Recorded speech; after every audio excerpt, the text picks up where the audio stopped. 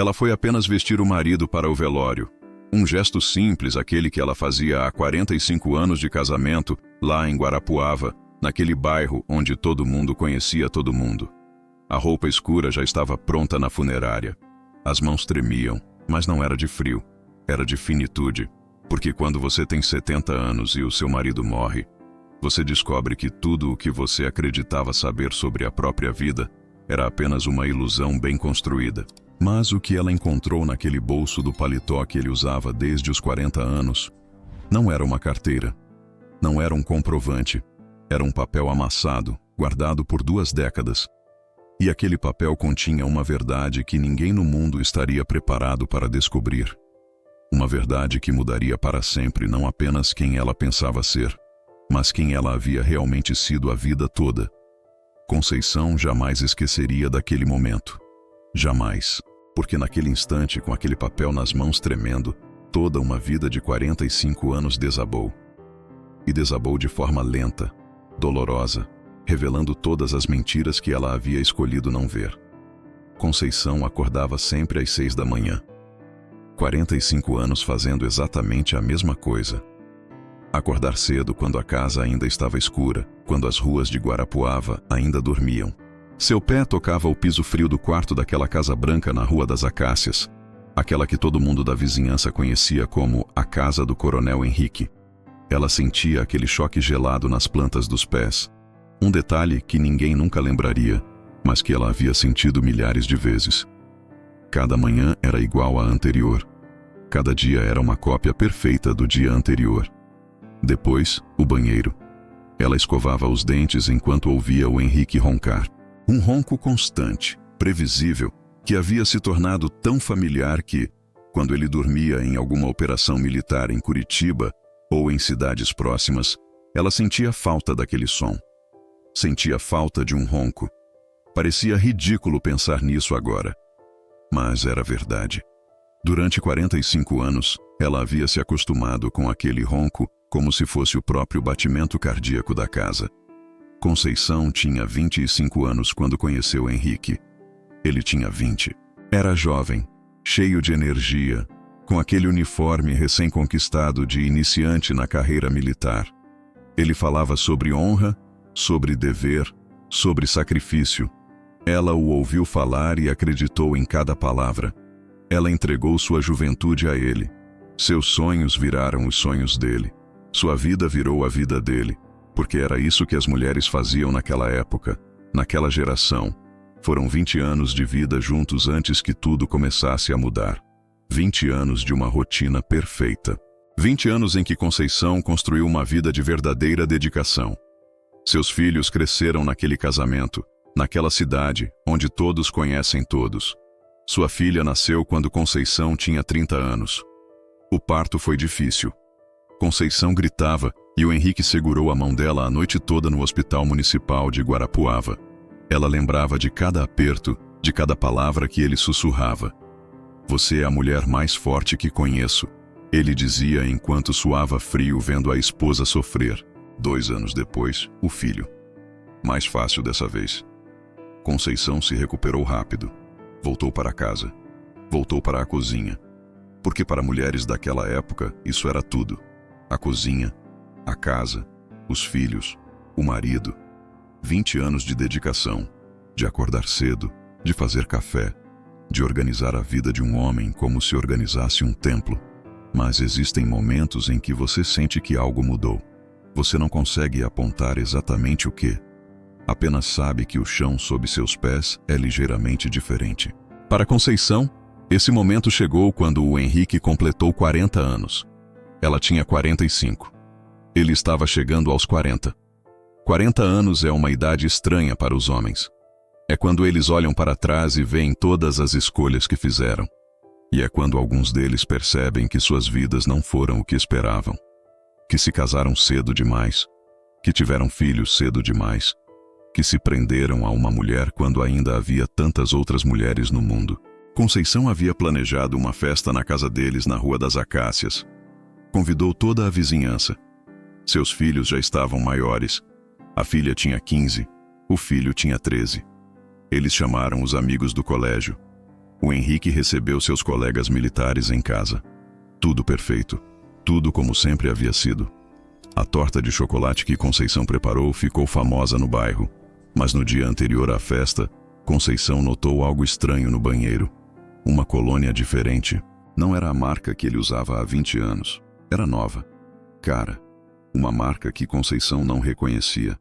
O frasco era elegante, com um nome em francês que ela nem conseguia pronunciar. Quando perguntou, ele respondeu rapidamente. Talvez rápido demais. Que havia ganhado de um colega. Como presente, explicou enquanto se pentava na frente do espelho, por ter ajudado em uma promoção. Conceição aceitou. Porque casamentos de 25 anos são construídos sobre a aceitação silenciosa de pequenas inconsistências, pequenas mentiras, pequenos desvios que parecem insignificantes no momento. Naquela mesma semana, o Henrique começou a se exercitar mais. Conceição havia pensado que era bom para a saúde. Ele estava chegando aos 40. Era natural que homens nessa idade decidissem se cuidar mais. Ela mesma havia ganhado peso. Tinha 45 anos agora. Ninguém mais a olhava como olhava antes. O mundo havia se recalibrado. Os homens não olhavam mais para mulheres que envelheciam. Mas o Henrique? O Henrique começou a parecer mais jovem. O gel no cabelo. Gel que nunca havia usado em 20 anos de casamento. De repente estava ali, na bancada do banheiro, ao lado da tesoura de barbear. As camisas sociais em cores que ele nunca usava, azul turquesa, rosa claro, cores que na época eram consideradas ousadas para homens militares, mas que ele justificava dizendo que havia nova política na instituição, que tinham que parecer modernos, que os tempos estavam mudando. Conceição começou a fazer perguntas, não perguntas diretas. Perguntas envoltas em preocupação. Você está se cuidando demais, não acha? Ela perguntou uma noite, enquanto passava as camisas novas na tábua de passar, como havia feito por 20 anos. Sempre a mesma tábua, sempre o mesmo ferro, sempre a mesma rotina. O Henrique respondeu com naturalidade desconfortável. A vida militar exige presença, Conceição. Exige que você mantenha a aparência. Há muita competição entre oficiais. Tem gente mais jovem chegando. Gente com 25, 30 anos. Se você não se cuidar, eles te passam para trás. É assim que funciona. Fazia sentido. Porque tudo pode fazer sentido quando você decide que quer que faça. Quando você decide que acreditar é mais fácil que questionar. 3 meses após o aniversário de 40 anos, o Henrique começou a sair mais. Reuniões, treinamentos, operações no interior do estado. Tudo documentado em papéis oficiais que ele trazia para casa, ou pelo menos, ele dizia que trazia. Conceição raramente perguntava, para quê? Ele era um militar. O trabalho dele era imprevisível. Todo mundo em Guarapuava sabia disso. Os maridos militares desapareciam. Era parte do contrato. Mas havia uma quarta-feira específica que se tornou padrão a partir daquela época. Toda quarta-feira, o Henrique saía por volta das 2 da tarde. Preparava-se meticulosamente. Passava uma colônia extra. Penteava o cabelo com gel. Conceição percebia tudo. Percebia como ele olhava para o espelho com uma satisfação que não havia antes. Como ele arrumava a gravata não uma vez, mas 2, 3 vezes. Ele voltava por volta das 8 da noite. Reunião com os rapazes. Ele dizia, preciso estar presente. E Conceição preparava o jantar e esperava, como havia feito por 25 anos. A mesa posta. A comida quentinha. Tudo perfeito. Tudo como deveria ser. Uma noite. Conceição nunca soube por que fez isso, apenas que o corpo pediu. Ela perguntou se podia ir junto. Trazer um prato que havia feito para compartilhar com os colegas dele. Era um doce que ela fazia bem. Brigadeiro. Todos adoravam o brigadeiro de Conceição em Guarapuava. O Henrique respondeu de forma que Conceição nunca esqueceria. Ele congelou. Completamente congelou. Seus olhos piscaram 2 vezes, como se processasse a pergunta de forma diferente. Como se alguém tivesse lhe feito uma pergunta em outro idioma e ele precisasse traduzir para entender. Não, ele disse. As reuniões são profissionais. Mulheres não participam. São coisas de militar. Era mentira. Conceição sabia que era mentira porque ouviu histórias de outras esposas de oficiais em Guarapuava que frequentavam eventos militares com regularidade. Ela havia visto fotos. Havia visto mulheres bem arrumadas ao lado de seus maridos fardados. Mas ela não disse nada. Porque dizer algo significaria ter que lidar com a resposta. Significaria que aquele muro que ela havia construído entre a verdade e a suspensão de descrença desabaria. E Conceição não queria que aquele muro desabasse. Então, ela sorriu. Disse que entendia. Disse que estava tudo bem. Mas naquela noite, deitada na cama, ela não conseguiu dormir. Ficou acordada ouvindo o silêncio. E naquele silêncio, ouviu a verdade que não queria ouvir. Mais tarde, o Henrique a tocou com mais carinho que o usual. Porque ela havia passado no teste. Ela havia acreditado na mentira. E aquele alívio que ele sentiu por não ter sido questionado, aquele alívio a deixou sabendo, no fundo, que havia algo muito errado. Algo que ela jamais conseguiria consertar. Depois daquele primeiro ano de quartas-feiras estranhas, as coisas mudaram de forma tão gradual que Conceição mal percebeu. O Henrique começou a se importar mais com o que ela olhava. Quando ela entrava no quarto, ele fechava rapidamente o jornal, ou o que parecia ser um jornal. Ele guardava cartas, bilhetes discretos em bolsos internos, telefonemas que chegavam na casa, o telefone fixo da sala. O deixavam em pé, indo para o corredor para pegar longe dela. Conceição podia ouvir a porta do quarto se fechar, sua voz sussurrando, os passos apressados. Houve uma noite. Conceição tinha 52 anos, em que ela acordou e ele não estava na cama. Eram 2 da manhã naquela casa da Rua das Acácias. O quarto estava frio. Ela se levantou assustada, pensando que tinha havido uma emergência militar. Desceu as escadas com o coração acelerado. O Henrique estava na sala, no sofá, com o telefone fixo na mão. Ele havia puxado o fio até lá, longe de qualquer ouvido. Ele saltou quando viu Conceição. O coração dele acelerou. Ela viu no pescoço dele, naquela veia que pulsava quando ele mentia. Era sempre assim. Aquela veia traía tudo, mas Conceição nunca havia dito nada sobre aquela veia. Tive uma ligação, ele disse, da base, nada de importante. Conceição sabia que era mentira. Sabia pelo tom, sabia pela velocidade, sabia por tudo. Mas ela tinha 52 anos agora. Estava cansada. Seus filhos crescidos viviam suas próprias vidas. A filha tinha engenharia em São Paulo, o filho tinha faculdade de Direito em Curitiba. Eles ligavam ocasionalmente. Eles visitavam nos feriados, mas estavam longe. E Conceição estava sozinha naquela casa com um homem que era cada vez mais um estranho. O que Conceição faria com a verdade? Destruir aquela família que ela havia construído? Gastar os últimos anos de sua vida em conflito? Em Guarapuava, tudo se sabia. Todo mundo comentaria. As vizinhas na Rua das Acácias sussurrariam. As mulheres que compravam pão na mesma padaria olhariam com pena. O padeiro perguntaria como estavam as coisas. E ela teria que mentir. Teria que dizer que estava tudo bem, porque manter as aparências era mais importante que a verdade. Sempre havia sido. Ela voltou para a cama e dormiu. Ou fingiu dormir enquanto o Henrique subia as escadas. Fingiu não ouvir ele tirar as roupas. Fingiu não sentir ele deitar ao seu lado. Fingiu que tudo era como deveria ser. Os anos continuaram. Conceição envelheceu. Seu cabelo ficou grisalho. Suas mãos começaram a tremer quando passava as camisas do Henrique. O Henrique virou coronel de verdade, a promoção que ele tanto almejava. Conceição preparou um bolo. Seus filhos ligaram de fora. Havia uma cerimônia em Guarapuava. Conceição usou seu vestido melhor. Sentou na primeira fileira. Todos a cumprimentavam. Parabéns, Dona Conceição. Seu marido é um grande homem. Ela sorria. Obrigada, eu sei. Mas tudo havia mudado. Havia uma linha de divisão que Conceição poderia traçar retrospectivamente se quisesse se torturar com isso. Antes daquela linha, ele era um homem que vinha para casa e dormia perto dela. Depois daquela linha, ele era uma pessoa que passava por ali, que ocupava o mesmo espaço, mas não o mesmo tempo. Os beijos na testa continuaram. Os te amos continuaram. Mas tudo havia se tornado ritual, memória muscular de um casamento que havia de fato morrido. Conceição tinha 60 anos quando parou de perguntar. Parou completamente. Deixou de questionar.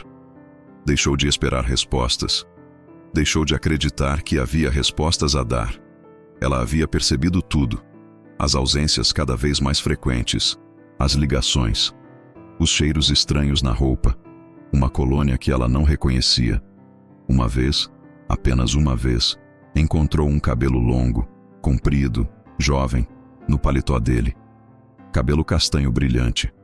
Conceição tinha cabelo grisalho, cada vez mais grisalho. Cabelo de mulher velha. Ela não perguntou sobre aquele cabelo. Ela simplesmente colocou na lixeira, com cuidado, como se aquele cabelo fosse uma evidência que pudesse desaparecer, se ela o enterrasse fundo o suficiente na lixeira, porque aos 60 anos, você compreende que existem verdades que você não está preparada para ouvir, que existem momentos em que a ignorância é um presente que você se dá a si mesma, especialmente em uma cidade de interior, onde as línguas da vizinhança nunca dormem. Se você soubesse, todos soubessem. Se todos soubessem, você seria a mulher traída. E Conceição não queria ser a mulher traída. Conceição queria ser a mulher do Coronel Henrique. Queria ser aquela que todos respeitavam. O Henrique continuou envelhecendo. O cabelo dele ficou mais grisalho. Rugas apareceram ao redor dos olhos. O corpo dele começou a ficar mais frágil. Mas ele continuava se cuidando de forma obsessiva. Os exercícios aumentaram. Ele acordava mais cedo para correr. Quando Conceição acordava às 6 da manhã, ele já estava voltando, suado, respirando pesadamente. Ele tomava banho, passava colônia, tudo meticuloso. Aos 60 anos, o Henrique ainda se mantinha forte. A saúde parecia em dia, ou pelo menos, ela se manteve consistentemente melhor do que deveria ser para um homem de 60 anos que havia vivido uma vida dividida.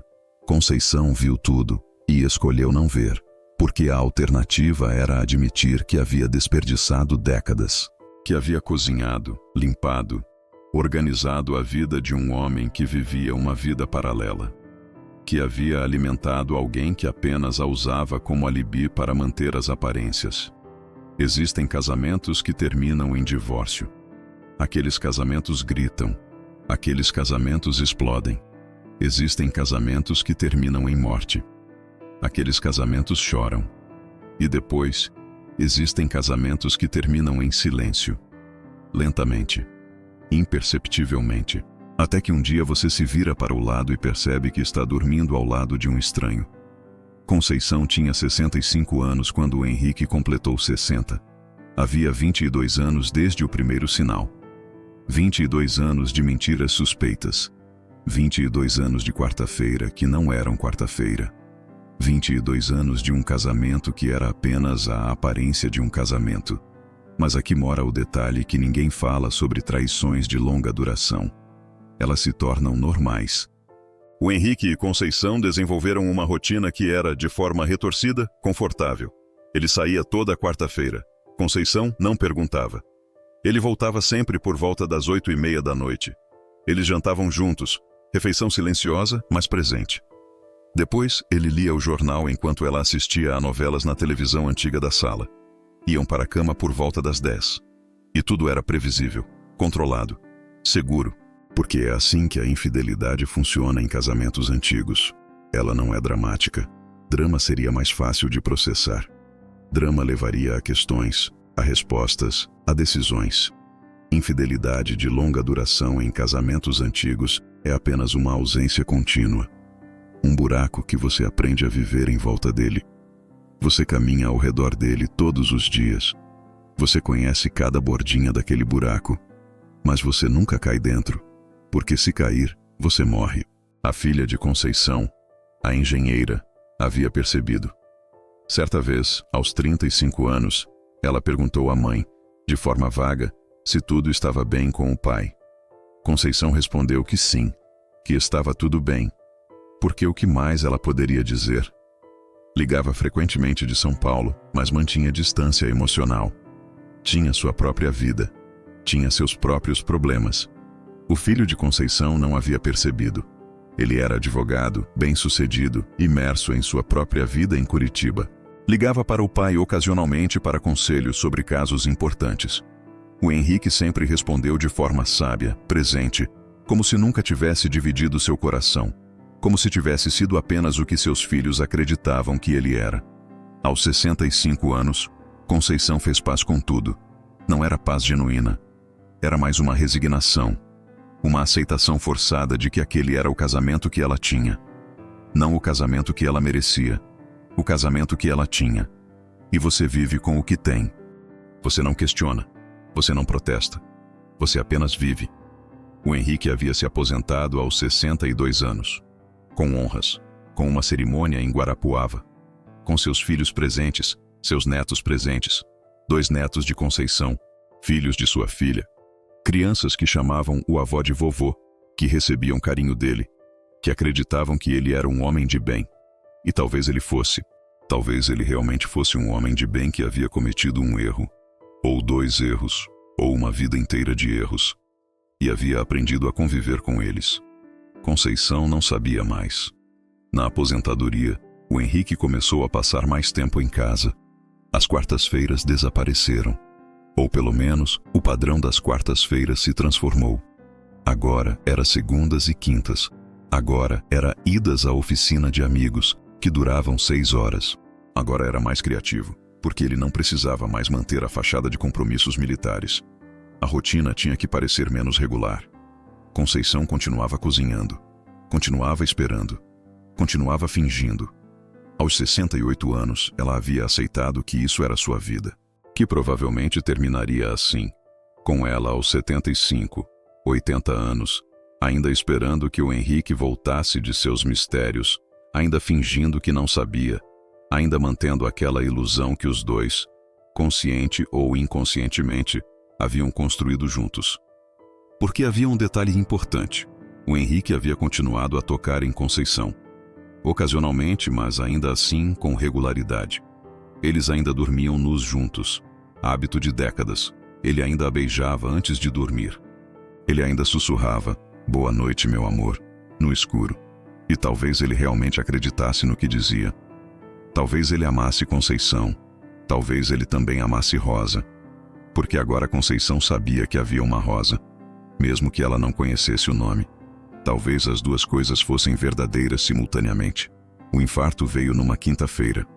O Henrique tinha 65 anos. Conceição tinha 70. Não numa quarta-feira.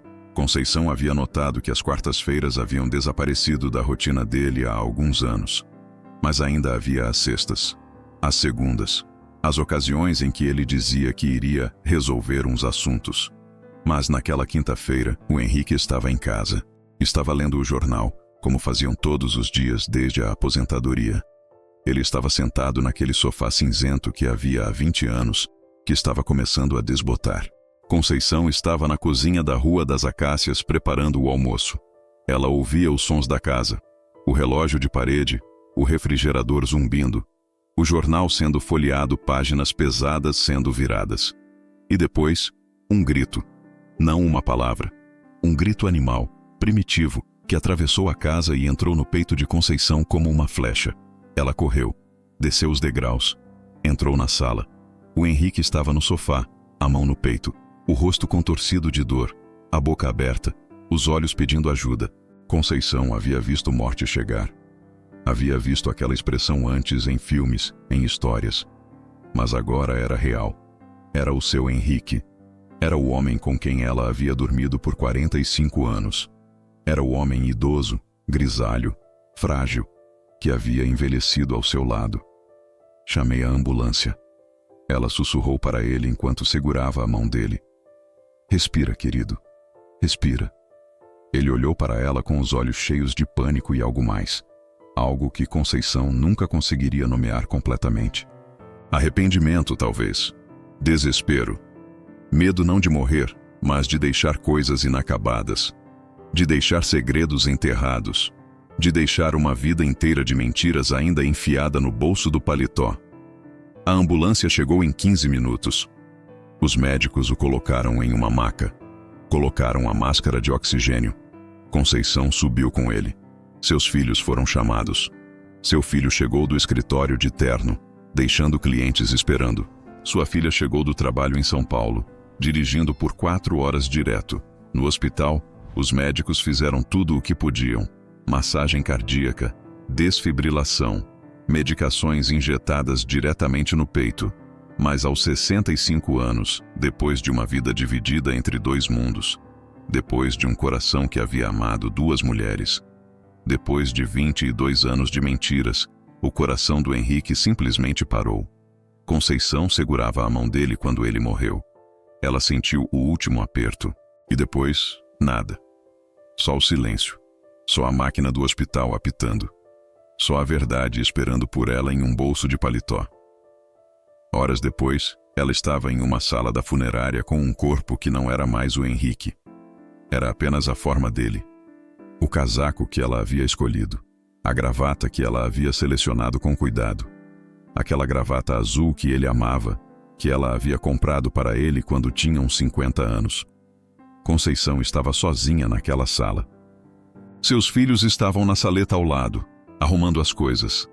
Ela precisava de alguns minutos sozinha com o corpo, com aquele homem idoso que havia visto pela última vez há horas atrás, reclamando de dor no peito enquanto lia o jornal na Rua das Acácias. Ela começou a vesti-lo cuidadosamente, as calças pretas, a camisa branca, o paletó azul marinho. Aquele paletó que ele usava desde os 40 anos, que estava um pouco surrado agora, que tinha aquele bolso interno onde ele sempre guardava coisas. Conceição colocou a mão no bolso, automaticamente, como havia feito com seus casacos dezenas de vezes ao longo dos anos, para verificar se havia algo que pudesse cair ou sujar. Seus dedos tocaram papel. Seu coração saltou, porque naquela sala escura da funerária, com um corpo deitado à sua frente, Conceição finalmente desceu aquele buraco que havia evitado por 22 anos. O papel estava amassado, guardado por muito tempo, aberto e fechado tantas vezes que as dobras quase o rasgavam. Conceição o desdobrou com as mãos tremendo. Era uma carta. A letra era dele.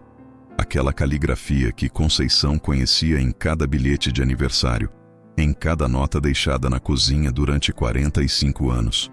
Meu amor, hoje fez 22 anos que nos conhecemos. 22 anos desde aquele dia.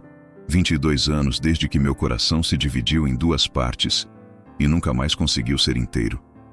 Você perguntou se eu voltaria logo. Disse às crianças que o trabalho me consome. Sempre minto. Sempre menti. E você continua esperando. Espera que um dia tudo mude, que um dia eu escolha.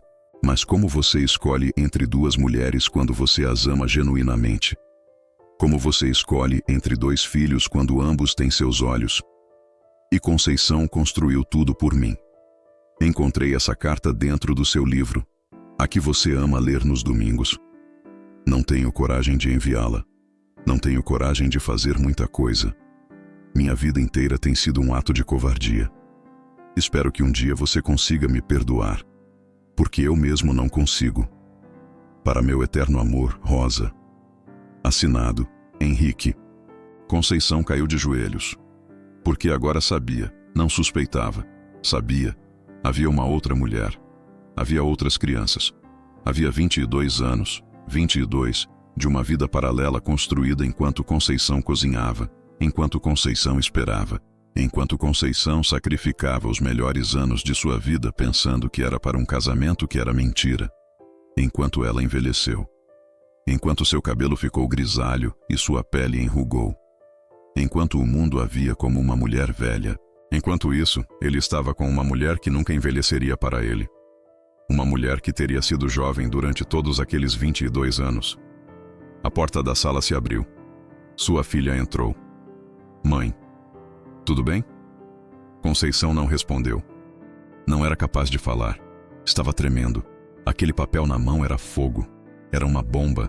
Era toda a vida dela explodindo em pedaços. Simplesmente entregou a carta para ela. E sua filha leu. E seus olhos se encheram de lágrimas. Porque agora sua filha também sabia. Agora sua filha também entendia que seu pai era um homem que tinha duas vidas, que tinha outros filhos, que tinha duas casas, que tinha um coração que nunca pertenceu completamente a ninguém. Naquela noite, a notícia se espalhou pela funerária, pelas ruas de Guarapuava, pelas casas onde as pessoas tomavam café e falavam sobre os outros. O coronel Henrique tinha uma outra mulher, tinha outra família, tinha outros filhos que ninguém conhecia. E essa outra mulher, essa Rosa, ela chegaria ao velório. Porque agora tudo tinha que sair à luz. Porque agora não havia mais segredos guardados em paletó algum. Conceição sentou naquela sala com o corpo do seu marido e sentiu a raiva. Pura raiva. Não uma raiva vaga.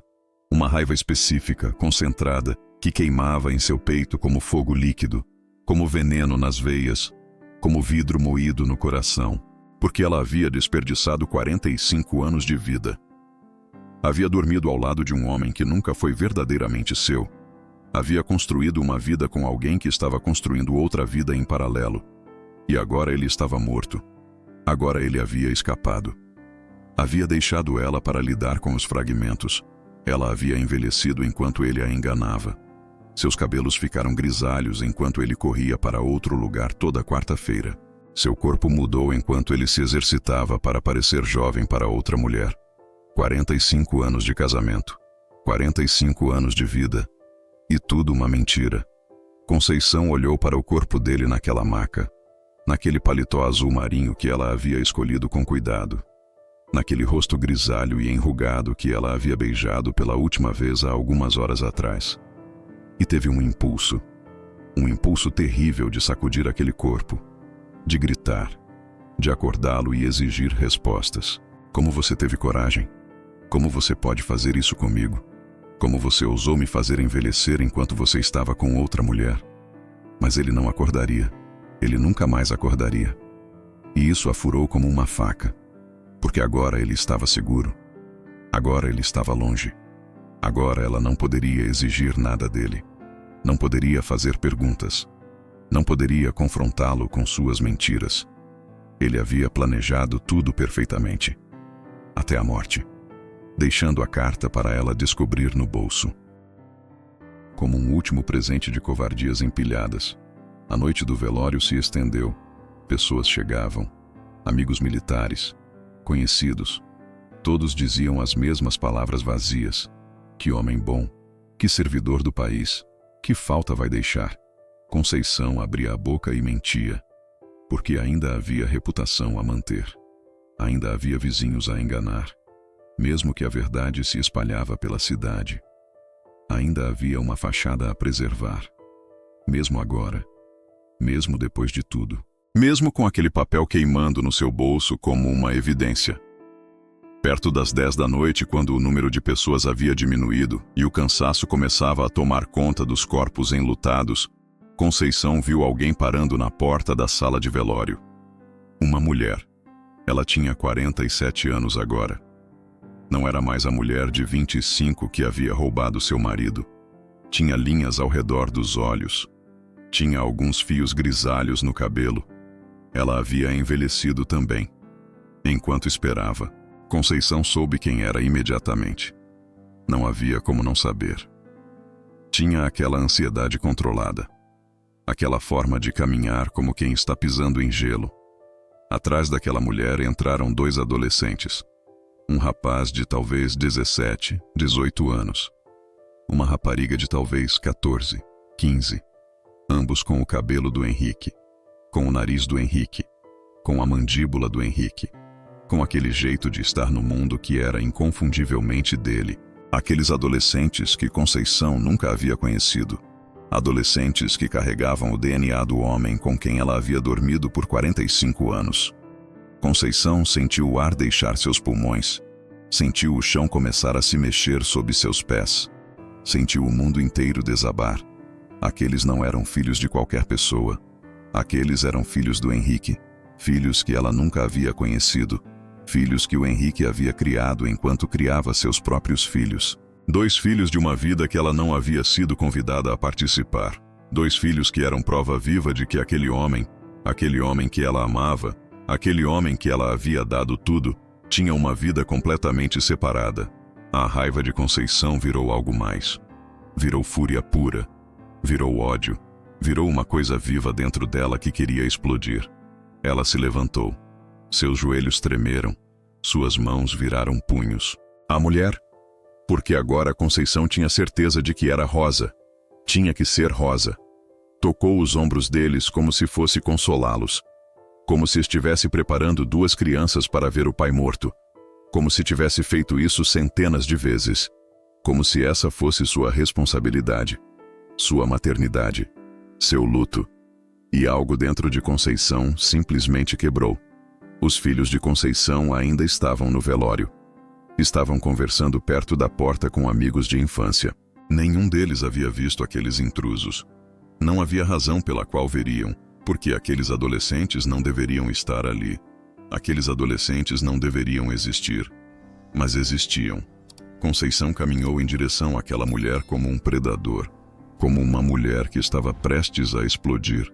Seus olhos queimavam, seu rosto havia mudado, havia se tornado algo duro, furioso. Quando chegou perto o suficiente, Conceição não sussurrou. Conceição gritou. Não era um sussurro controlado. Era um grito que atravessou a funerária inteira. Quem é você? Quem é você? A mulher virou, assustada. Seus olhos encontraram os olhos de Conceição. E houve um momento, um único momento eterno, em que duas mulheres se reconheceram não por apresentação, mas por identidade compartilhada, por sofrimento compartilhado, por terem ambas amado o mesmo homem, por terem ambas sido enganadas pelo mesmo homem. Mas não era um momento de compaixão, era um momento de revelação. Era o momento em que tudo se tornava real. Eu sou... Rosa começou. Você é a puta que dormiu com meu marido. Conceição gritava, e sua voz encheu toda a funerária. Pessoas se viraram, amigos se afastaram. O silêncio tomou conta do lugar. 22 anos. 22 anos ele me traiu com você. 22 anos enquanto eu acordava cedo para fazer café. Enquanto eu passava suas camisas. Enquanto eu construía uma vida com um homem que estava em outro lugar. Rosa tentou falar, mas Conceição levantou a mão como uma lâmina. Não fale comigo. Não ouse falar comigo. Você roubou 22 anos da minha vida. Você roubou meu marido. Você roubou minha juventude. Você esteve com ele enquanto eu envelhecida na cozinha. Os filhos de Conceição correram. Seu filho advogado tentou segurá-la. Sua filha chorava. Mãe, por favor. Por favor. Você quer que eu seja educada? Você quer que eu controle minha raiva? Meu casamento foi uma mentira. Minha vida foi uma mentira. Conceição se virou para o caixão. Para aquele corpo deitado ali. Para aquele homem que havia pensado conhecer. 22 anos. E você ainda tivera a coragem de fingir comigo. Ainda tivera a coragem de me beijar. Ainda tivera a coragem de dizer que me amava. Sua voz rachou. Não de tristeza, de pura fúria. Você era um homem que não tinha nem coragem para escolher. Que não tinha nem força de caráter para ser honesto. Que preferiu viver em mentiras do que enfrentar a verdade. Ela apontou para Rosa, para aqueles adolescentes. E vocês? Vocês são a prova viva de sua covardia. Vocês são o símbolo de tudo que ele me escondeu. Conceição saiu do velório caminhando. Não correndo. Caminhando com toda a dignidade que conseguia reunir. Enquanto toda a cidade entendia que o coronel Henrique havia sido um homem que dividiu seu coração enquanto sua esposa morria de espera. A raiva pulsava em cada célula do seu corpo. A raiva era tudo. A raiva era vida. A raiva era a única coisa que a mantinha em pé. Conceição saiu do velório. Caminhava pelas ruas vazias de Guarapuava à noite, com o cabelo grisalho ao vento, com o coração queimando. Seus filhos tentaram segui-la, mas ela pediu para ficar sozinha. Precisava estar sozinha. Ela voltou para casa, aquela casa na Rua das Acácias que havia construído com as mãos e o coração, e entrou na sala de estar. O retrato do Henrique estava na parede. Um homem de uniforme, com um sorriso que agora parecia falso, absolutamente falso.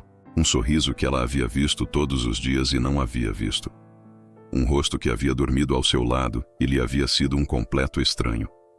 Conceição olhou para aquele rosto por muito tempo e perguntou: quem você era? Quem você realmente era? Porque não havia resposta. Porque o homem que ela acreditava conhecer não existia. O Henrique que vinha para casa e dormia ao seu lado. Aquele era uma ficção.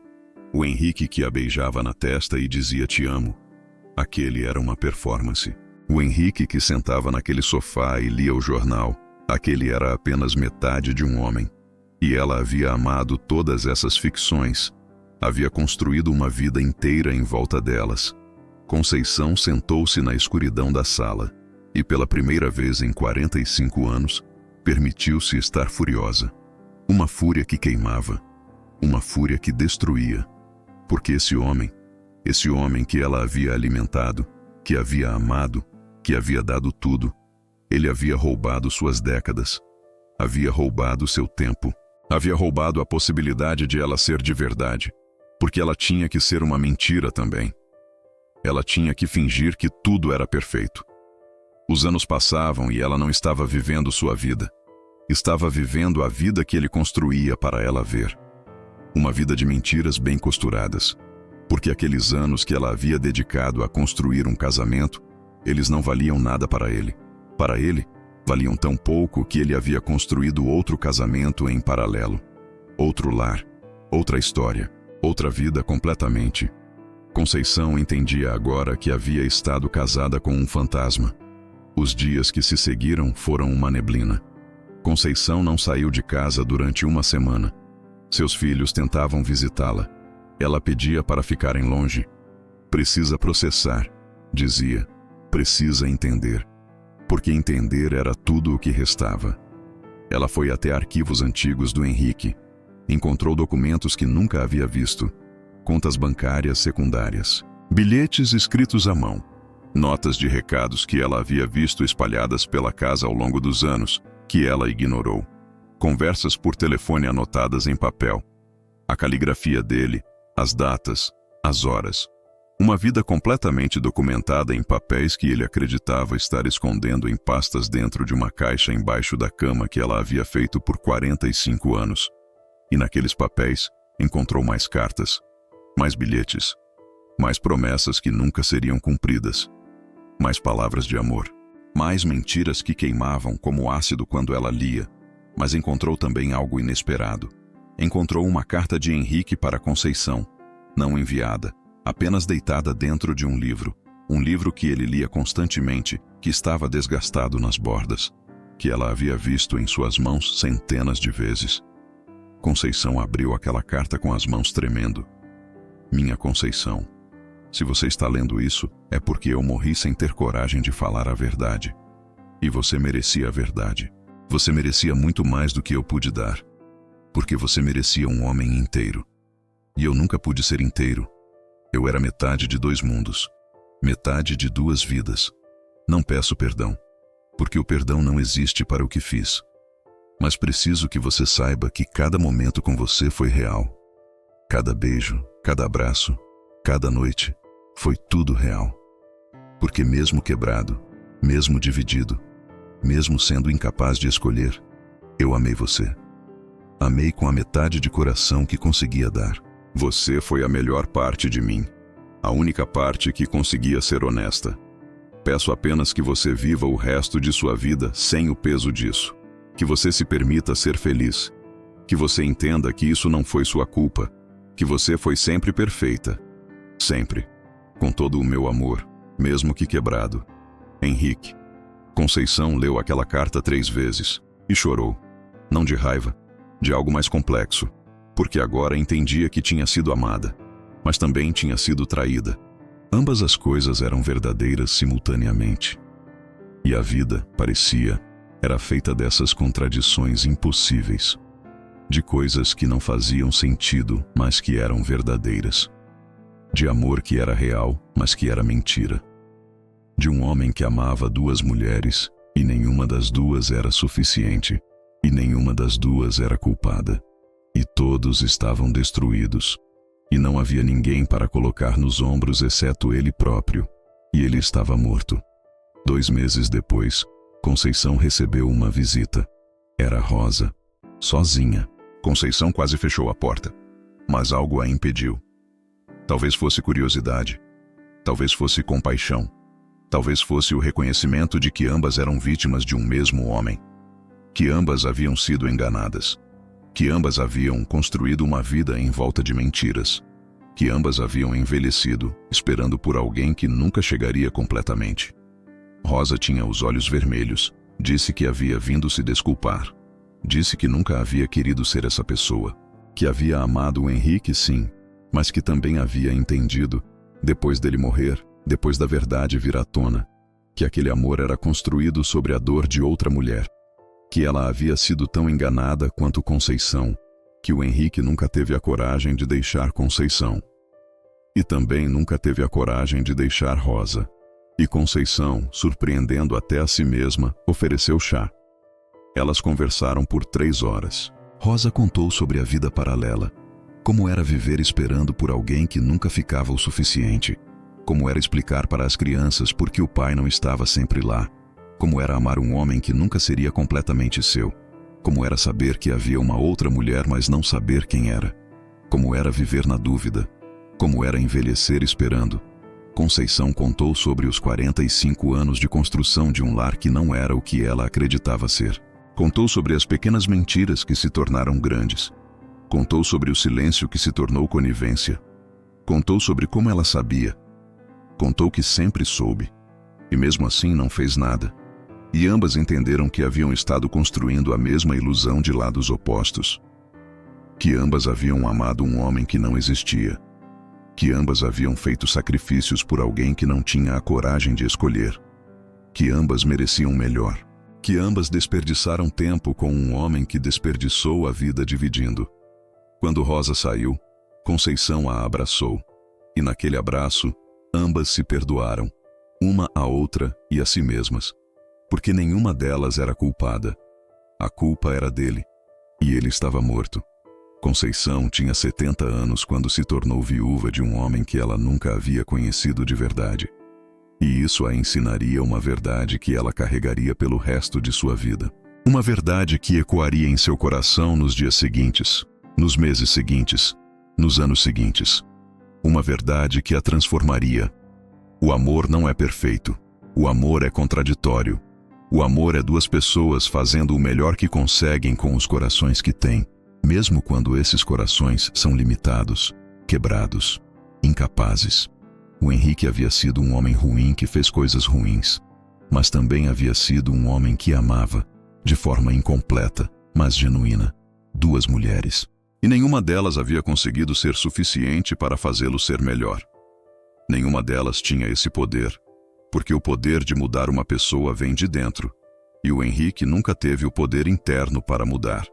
Conceição compreendia agora que a vida não era uma história de bem e mal. Era uma história de pessoas tentando e falhando, de corações tentando e falhando, de casamentos tentando e falhando. E ainda assim, o fato de haver fracasso não significava que não houve amor. Significava apenas que o amor não era o suficiente. Significava apenas que o amor era insuficiente, sempre incompleto. Sempre deixava a gente querendo mais.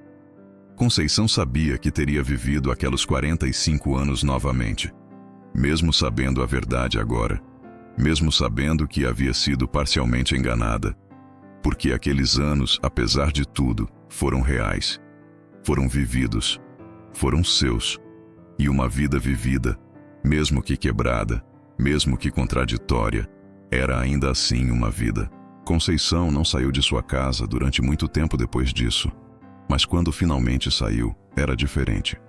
Não porque houvesse cicatrizado, mas porque havia entendido que o luto e o amor não são opostos.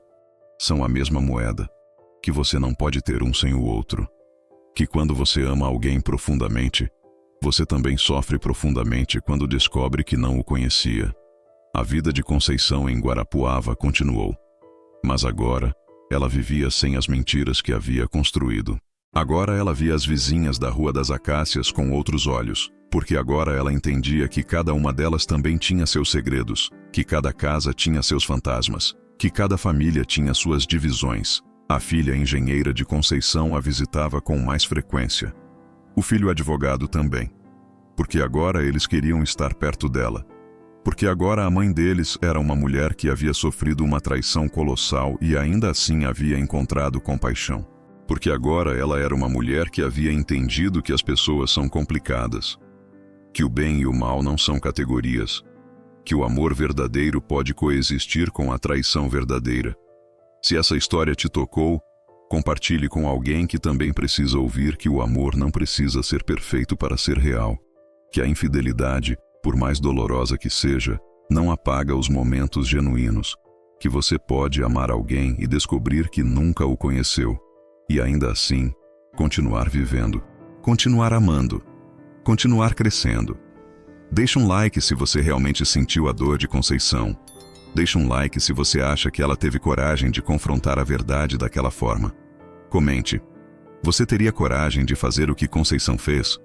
De gritar a verdade no velório de seu marido? De confrontar Rosa daquele jeito? Ou você teria agido diferente? Conta para a gente. O que você faria no lugar de Conceição? Comente também. Você conhece alguém que está vivendo uma mentira assim? Que sabe da traição, mas finge não saber? Deixa um comentário. Sua história pode ajudar alguém. Se você nunca havia pensado sobre isso, segue nosso canal, porque vamos trazer mais histórias como essa. Histórias que machucam.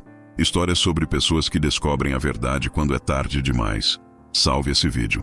Porque às vezes precisamos ser lembrados de que as pessoas, todas as pessoas, são mais do que uma única história. Que todos nós estamos vivendo vidas que não são completamente honestas, não porque somos maus, mas porque somos humanos. E ser humano significa quebrado, significa contraditório, significa amando e ferindo simultaneamente. Conceição saiu de sua casa semanas depois. Voltou a viver. Não da mesma forma, porque você não pode ser quem era antes quando tudo que você acreditava caiu. Mas de uma forma diferente, mais sábia, mais compassiva, mais genuinamente livre. Porque finalmente Conceição não precisava mais fingir, não precisava mais manter as aparências, não precisava mais proteger uma reputação que nunca foi sua, não precisava mais viver para os outros, ela podia viver para si mesma.